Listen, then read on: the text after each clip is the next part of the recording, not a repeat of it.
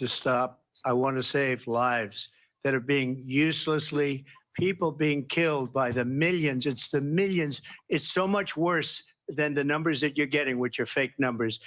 Look, we're in for 250 billion or more because they don't ask Europe, which is a much bigger beneficiary to getting this thing done than we are.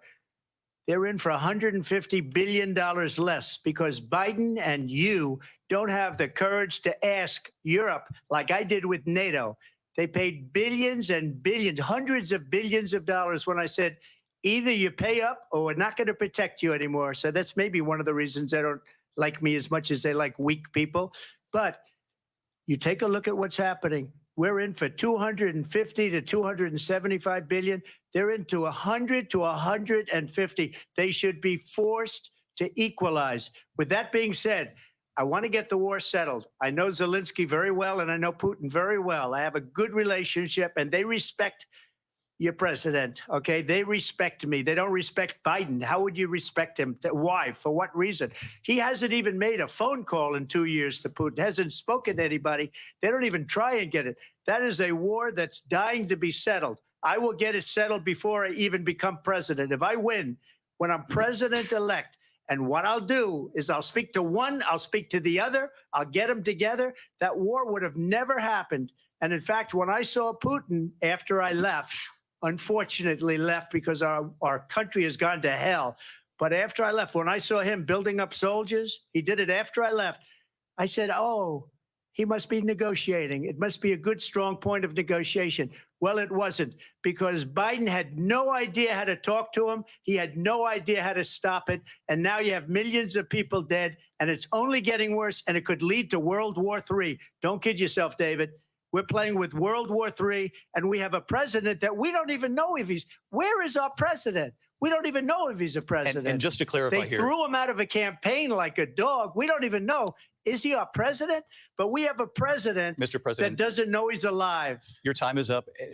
Just to clarify in the question, do you believe it's in the U.S. best interest for Ukraine to win this war, yes or no? I think it's the U.S. best interest to get this war finished and just get it done. All right. Negotiate a deal, because we have to stop all of these human lives from being destroyed. I want to take this to Vice President Harris. I want to get your thoughts on support for Ukraine in this moment, but also as Commander-in-Chief, if elected, how would you deal with Vladimir Putin, and would it be any different from what we're seeing from President Biden? Well, first of all, it's important to remind the former president, you're not running against Joe Biden, you're running against me. I believe the reason that Donald Trump says that this war would be over within 24 hours is because he would just give it up. And that's not who we are as Americans. Let's understand what happened here.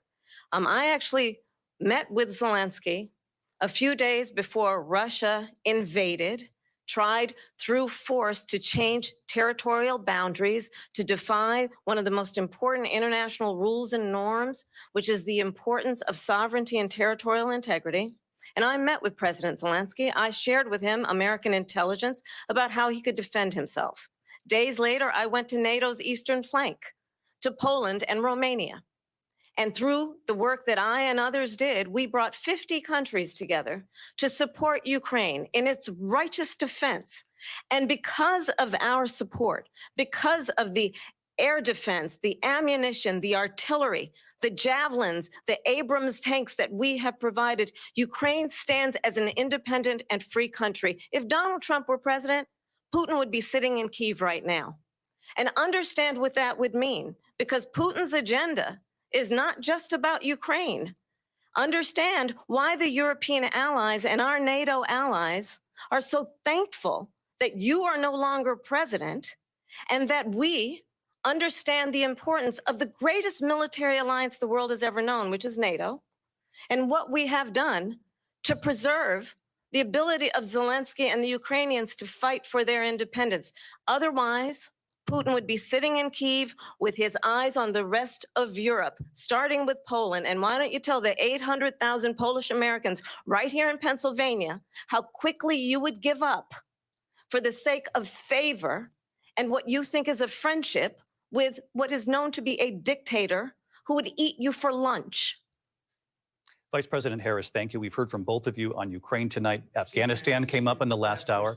I wanted her to respond to something you said earlier, and now, please, I'll give you a minute here. Putin would be sitting in Moscow, and he wouldn't have lost 300,000 men and women, but he would have been sitting in Moscow. Quiet, please. He would have been sitting in Moscow, much happier than he is right now. But eventually, you know, he's got a thing that other people don't have. He's got nuclear weapons. They don't ever talk about that. He's got nuclear weapons. Nobody ever thinks about that. And eventually, maybe he'll use them, and maybe he hasn't been that threatening, but he does have that. Something we don't even like to talk about. Nobody likes to talk about it. But just so you understand, they sent her to negotiate peace before this war started. 3 days later, he went in and he started the war because everything they said was weak and stupid. They said the wrong things. That war should have never started. She was the emissary. They sent her in to negotiate with Zelensky and Putin, and she did. And the war started 3 days later. And that's the kind of talent we have with her. She's worse than Biden. In my opinion, I think he's the worst president in the history of our country. She goes down as the worst vice president in the history of our country. But let me tell you something. She is a horrible negotiator. They sent her in to negotiate. As soon as they left, Putin did the invasion. President Trump, thank you. You did bring up something. You said she went to negotiate with Vladimir Putin. Vice President Harris, have you ever met Vladimir Putin? Can you clarify tonight? Yet again, I said it at the beginning of this debate, you're going to hear a bunch of lies coming from this fellow. And that is another one. When I went to meet with President Zelensky, I've now met with him over 5 times. The reality is it has been about standing as America always should, as a leader upholding international rules and norms, as a leader who shows strength, understanding that the alliances we have around the world are dependent on our ability to look out for our friends and not favor our enemies because you adore strongmen instead of caring about democracy. And that is very much what is at stake here. The President of the United States is commander-in-chief. And the American people have a right to rely on a president who understands the significance of America's role and responsibility in terms of ensuring that there is stability and ensuring we stand up for our principles and not sell them for the benefit of personal flattery. We've talked about Ukraine and Vladimir Putin. I do want to talk about Afghanistan. It came up in the first hour of this debate. I want to move on to Afghanistan. Stoltenberg said Trump did the most amazing thing I've ever seen. He got these countries, the 28 countries at the time, to pay up. He said, I've never seen, he's the head of NATO. He said, I've never seen. For years, we were paying almost all of NATO. We were being ripped off by European nations, both on trade and on NATO. I got them to pay up by saying one of the statements you made before, if you don't pay, we're not going to protect you. President Otherwise, Trump. we would have never gotten it. He said it was one of the most incredible jobs that he's ever seen done. Thank you. I want to turn to Afghanistan. It came up in the first hour of the debate, and we witnessed a poignant moment today on Capitol Hill, honoring the soldiers who died in the chaotic withdrawal from Afghanistan. I do want to ask the Vice President, do you believe you bear any responsibility in the way that withdrawal played out? Well, I will tell you, I agreed with President Biden's decision to pull out of Afghanistan. 4 presidents said they would, and Joe Biden did. And as a result, America's taxpayers are not paying the $300 million a day we were paying for that endless war.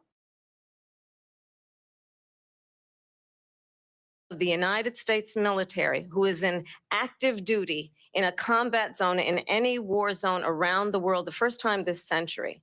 But let's understand how we got to where we are. Donald Trump, when he was president, negotiated one of the weakest deals you can imagine. He calls himself a deal maker. Even his national security advisor said it was a weak, terrible deal. And here's how it went down. He bypassed the Afghan government. He negotiated directly with a terrorist organization called the Taliban. The negotiation involved the Taliban getting 5,000 Taliban terrorists released. And get this, and the president at the time invited the Taliban to Camp David, a place of storied significance for us as Americans, a place where we honor the importance of American diplomacy, where we invite and receive respected world leaders. And this former president, as president, invited them to Camp David because he does not again appreciate the role and responsibility of the President of the United States to be commander in chief with a level of respect. And this gets back to the point of how he has consistently disparaged and demeaned members of our military, fallen soldiers, and the work that we must do to uphold the strength and the respect of the United States of America around the world. Vice President Harris, thank you. President Trump, your response to her saying that you began the negotiations with the Taliban. So if you take a look at that period of time, the Taliban was killing our soldiers, a lot of them, with snipers. And I got involved with the Taliban because the Taliban was doing the killing. That's the fighting force within Afghanistan. They don't bother doing that because, you know, they deal with the wrong people all the time. But I got involved. And Abdul is the head of the Taliban. He is still the head of the Taliban. And I told Abdul, don't do it anymore. You do it anymore, you're going to have problems. And he said, why do you send me a picture of my house? I said, you're going to have to figure that out, Abdul. And for 18 months, we had nobody killed. We did have an agreement negotiated by Mike Pompeo. It was a very good agreement. The reason it was good, it was we were getting out. We would have been out faster than them, but we wouldn't have lost the soldiers. We wouldn't have left many Americans behind, and we wouldn't have left $85 billion worth of brand new, beautiful military equipment behind. And just to finish, they blew it. The agreement said you have to do this, and they didn't do it. They didn't do it. The agreement was terminated by us because they didn't do what they were supposed to do. I want to move on. And these people did the worst withdrawal, and in my opinion, the most embarrassing moment in the history of our country. And by the way, that's why Russia attacked Ukraine, because they saw how incompetent she and her boss are. President Trump, thank you. I want to move on now to race and politics in this country. Mr. President, you recently said of Vice President Harris, quote, I didn't know she was black until a number of years ago when she happened to turn black, and now she wants to be known as black. I want to ask a bigger picture question here tonight. Why do you believe it's appropriate to weigh in on the racial identity of your opponent? I don't, and I don't care. I don't care what she is. I don't care. You make a big deal out of something. I couldn't care less. Whatever she wants to be is okay with me. But those were your words, so I'm asking. I don't know. I mean, all I can say is I read where she was not black, that she put out, and I'll say that. And then I read that she was black, and that's okay. Either one was okay with me. That's up to her. That's up to her. Vice President Harris, your thoughts on this? I think it's, I mean, honestly, I think it's a tragedy that we have someone who wants to be president who has consistently, over the course of his career, attempted to use race to divide the American people. You know, I do believe that the vast majority of us know that we have so much more in common than what separates us, and we don't want this kind of approach that is just constantly trying to divide us, and especially by race. And let's remember how Donald Trump started. He was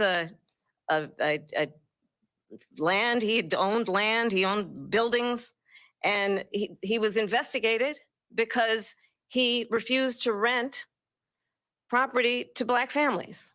Let's remember, this is the same individual who took out a full-page ad in the New York Times calling for the execution of 5 young Black and Latino boys who were innocent, the Central Park 5. Took out a full-page ad calling for their execution. This is the same individual who spread birther lies about the first Black president of the United States. And I think the American people want better than that, want better than this, want someone who understands, as I do, I travel our country. We see in each other a friend. We see in each other a neighbor. We don't want a leader who is constantly trying to have Americans point their fingers at each other. I meet with people all the time who tell me Can we please just have discourse about how we're going to invest in the aspirations and the ambitions and the dreams of the American people? Knowing that regardless of people's color or the language their grandmother speaks, we all have the same dreams and aspirations and want a president who invests in those, not in hate and division. Vice President Harris, thank you. Lindsay? President Trump, this is now your third time. This is the most divisive presidency in the history of our country. There's never been anything like it. They're destroying our country, and they come up with things like what she just said, going back many, many years, when a lot of people, including Mayor Bloomberg, agreed with me on the Central Park Five. They admitted, they said, they pled guilty. And I said, well, if they pled guilty, they badly hurt a person, killed a person ultimately. And if they pled guilty, then they pled, we're not guilty. But this is a person that has to stretch back years, 40, 50 years ago, because there's nothing now. I built one of the greatest economies in the history of the world, and I'm going to build it again. It's going to be bigger, better, and stronger. But they're destroying our economy. They have no idea what a good economy is. Their oil policies, every single policy. And remember this, she is Biden. You know, she's trying to get away from Biden. I don't know the gentleman, she says. She is Biden. The worst inflation we've ever had, a horrible economy because inflation has made it so bad, and she can't get away with that. Thank you. Your time is up. I want to respond to that, though. I want to just respond briefly. Clearly, I am not Joe Biden, and I am certainly not Donald Trump. And what I do offer is a new generation of leadership for our country, one who believes in what is possible, one who brings a sense of optimism about what we can do instead of always disparaging the American people. I believe in what we can do to strengthen our small businesses, which is why I have a plan. Let's talk about our plans and let's compare the plans. I have a plan to give startup businesses $50,000 tax deduction, to pursue their ambitions, their innovation, their ideas, their hard work. I have a plan, $6,000 for young families for the first year of your child's life to help you in that most critical stage of your child's development. I have a plan that is about allowing people to be able to pursue what has been fleeting in terms of the American dream by offering a help with down payment of $25,000 down payment assistance for first-time home buyers. That's the kind of conversation, I believe, David, that people really want tonight, as opposed to a conversation that is constantly about belittling and name-calling. Let's turn the page Vice President and move Harris, forward. thank you. Let's turn to policy. President Let's turn Trump, back we to have policy. to move on. President Trump. Let's turn to policy, She has please. a plan to defund the police. She has a plan to confiscate everybody's gun. President Trump, She we has do a have to plan move to on to not other allow issues. fracking in Pennsylvania or anywhere else. Okay. Thank you, That's Mr. what her President. plan is until just recently. I just need Lindsay, to go ahead. respond President because Trump, the President former Trump. president has No, said I'm something sorry. twice that I need to No, respond to. I'm sorry. I We're just gonna need to move on, respond Vice one President time Harris. to what he has President said Trump, this multiple is times. now your Yes. third time running for president. You have long vowed to repeal and replace the Affordable Care Act, also known as Obamacare. You have failed to accomplish that. You now say you're going to keep Obamacare, quote, unless we can do something much better.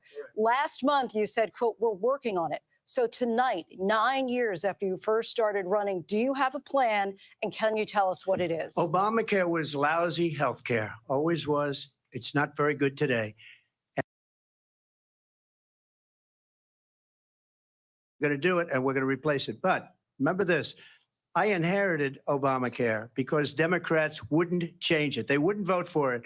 They were unanimous. They wouldn't vote to change it. If they would have done that, we would have had a much better plan than Obamacare. But the Democrats came up. They wouldn't vote for it. I had a choice to make when I was president. Do I save it and make it as good as it can be, never going to be great, or do I let it rot? And I felt I had an obligation, even though politically it would have been good to just let it rot and let it go away. I decided, and I told my people, the top people, and they're very good people. I have a lot of good people in that administration. We read about the bad ones. We had some real bad ones too, and so do they. They have really bad ones. The difference is they don't get rid of them. But let me just explain. I had a choice to make. Do I save it and make it as good as it can be, or do I let it rot? And I saved it. I did the right thing, but it's still never going to be great, and it's too expensive for people. And what we will do is we're looking at different plans. If we can come up with a plan that's going to cost our people, our population, less money and be better health care than Obamacare, then I would absolutely do it. But until then, I'd run it as good as it can be run. So just a yes or no, you still do not have a plan. I have concepts of a plan. I'm not president right now. But if we come up with something, I would only change it if we come up with something that's better and less expensive. And there are concepts and options we have to do that. And you'll be hearing about it in the not too distant future. Vice President Harris, in 2017, you supported Bernie Sanders' proposal to do away with private insurance and create a government-run healthcare system. 2 years later, you proposed a plan that included a private insurance option. What is your plan today? Well, first of all, I absolutely support, and over the last 4 years as vice president, private healthcare options. But what we need to do is maintain and grow the Affordable Care Act. But I'll get to that, Lindsay. I just need to respond to a previous point that the former president has made. I've made very clear my position on fracking. And then this business about taking everyone's guns away. Tim Walz and I are both gun owners. We're not taking anybody's guns away. So stop with the continuous lying about this stuff. As it relates to the Affordable Care Act, understand, just look at the history to know where people stand. When Donald Trump was president, 60 times he tried to get rid of the Affordable Care Act. 60 times. I was a senator at the time when I will never forget the early morning hours when it was up for a vote in the United States Senate. And the late, great John McCain, who you have disparaged as being, you don't like him, you said at the time, because he got caught. He was an American hero. The late, great John McCain, I will never forget that night, walked onto the Senate floor and said, no, you don't. No, you don't. No, you don't get rid of the Affordable Care Act. You have no plan.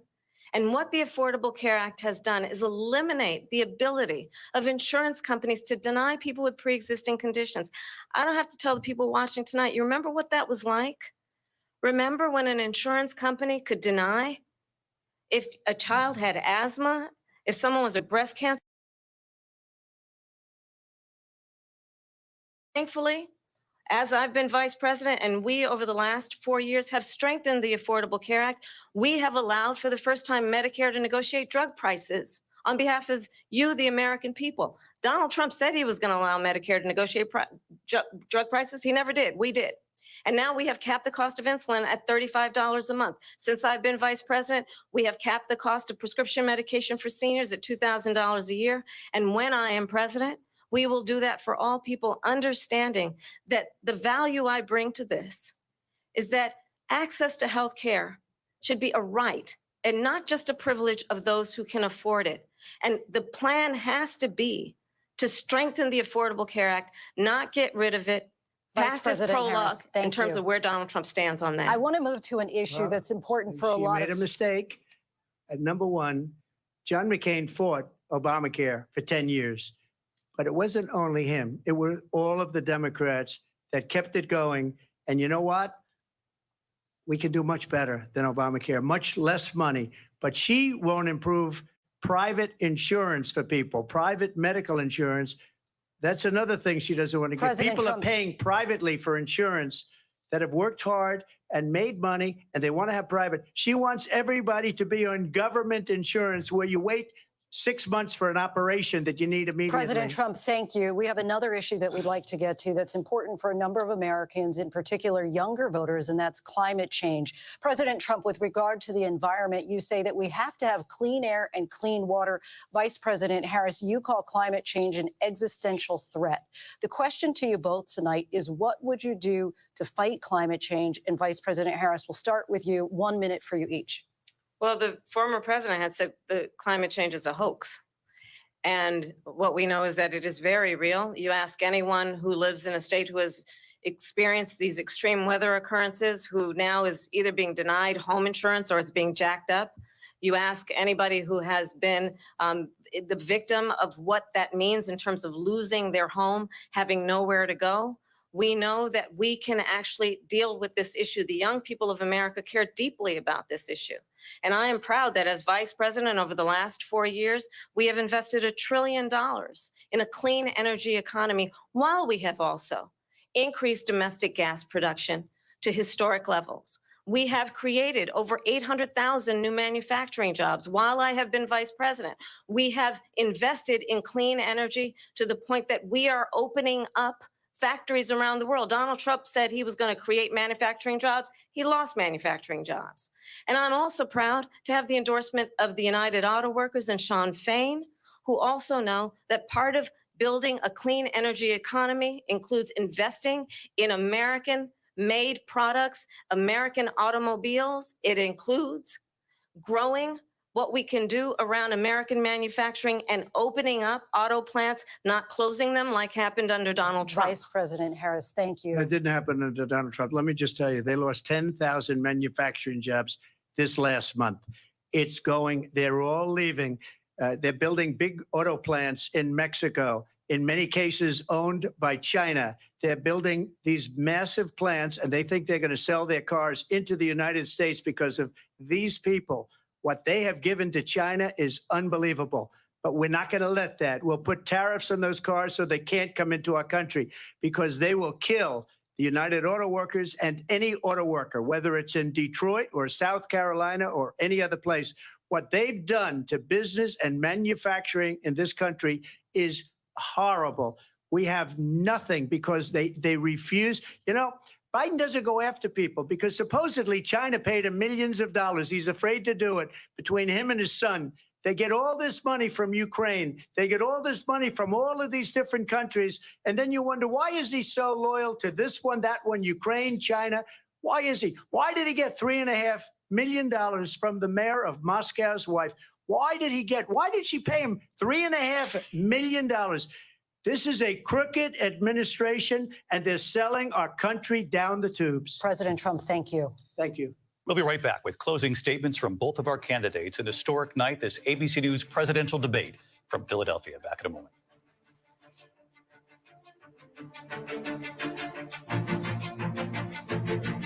The ABC News presidential debate will continue after this. I just don't like him lying like that. He lying his ass off. Like, God damn, boy. Yo, y'all believe that shit? Y'all know these people.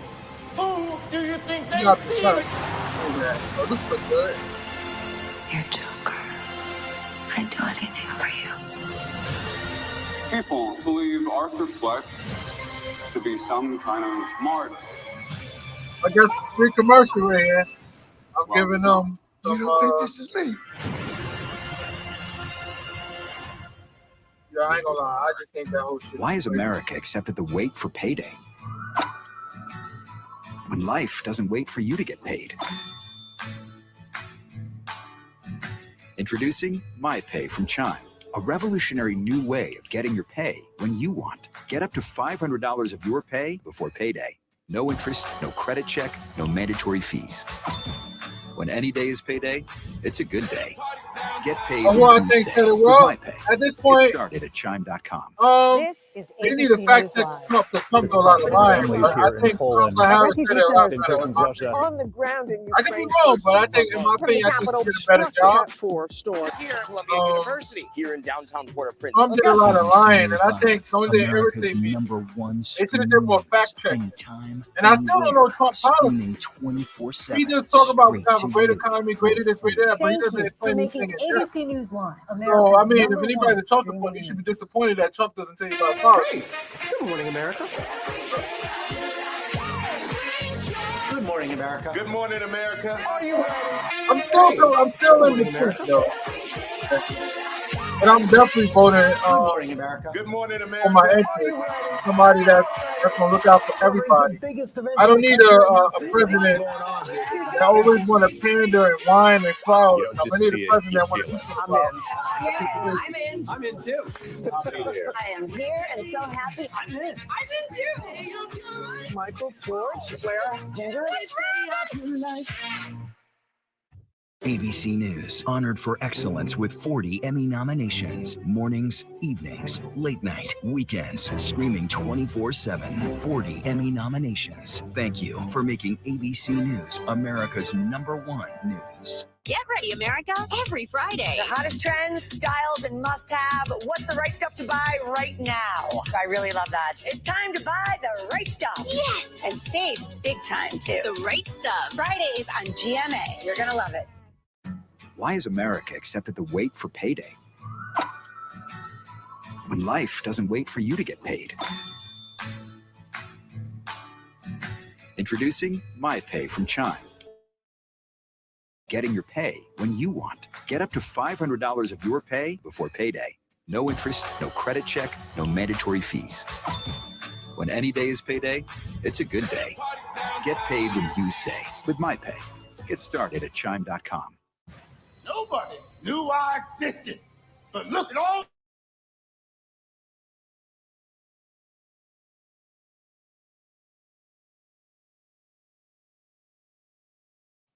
You need to hurry up with these damn commercials.